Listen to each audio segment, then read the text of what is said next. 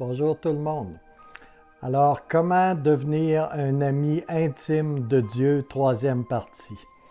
C'est un bel idéal de Dieu. En Éden, l'adoration n'était pas un événement auquel on devait assister, quelque chose de planifié, de compartimenté, mais c'était bien plutôt une attitude perpétuelle.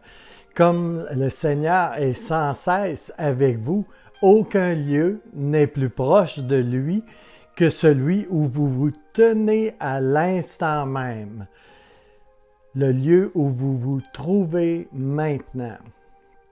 La Bible dit que Dieu règne sur tous, agit par tous et demeure en tous. Éphésiens 4, verset 6b. Ou si vous préférez, il y a un seul Dieu et Père de tous, qui est au-dessus de tous et parmi tous et en tous.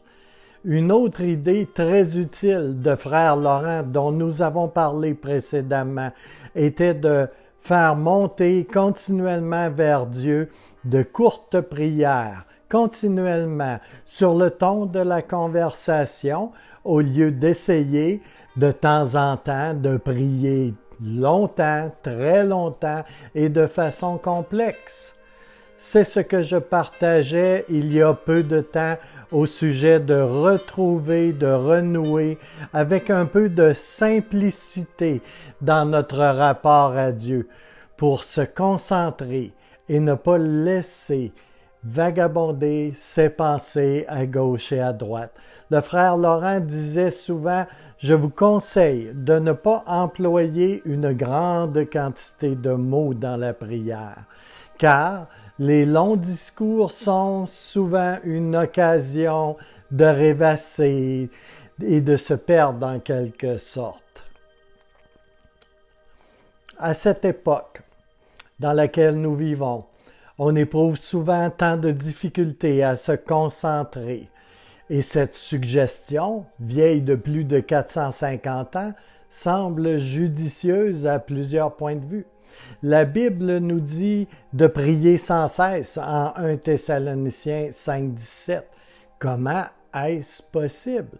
L'une des façons consiste à faire des prières dans un seul souffle, tout au long de la journée, comme l'ont fait par ailleurs beaucoup de chrétiens au fil des siècles. Vous choisissez, par exemple, une brève formule, une courte phrase qui peut être répétée à Jésus dans un seul souffle. Par exemple, « Tu es avec moi » ou « Je reçois ta grâce » ou « Je dépends de toi » ou « Je veux te connaître » ou « te faire confiance », « Je veux te faire confiance ». Vous pouvez également utiliser de courtes phrases des Écritures. « Pour moi, vivre, c'est Christ » ou encore « Tu ne m'abandonneras jamais ». Dites-la souvent, cette courte phrase, aussi souvent que possible, afin qu'elle s'enracine profondément dans votre cœur. Et ce, dans le but d'honorer Dieu, et non pas de dicter des souhaits à Dieu. Vous savez, bien-aimés, toutes vos activités peuvent être du temps passé avec Dieu si vous l'invitez à y participer et que vous restez conscient de sa présence.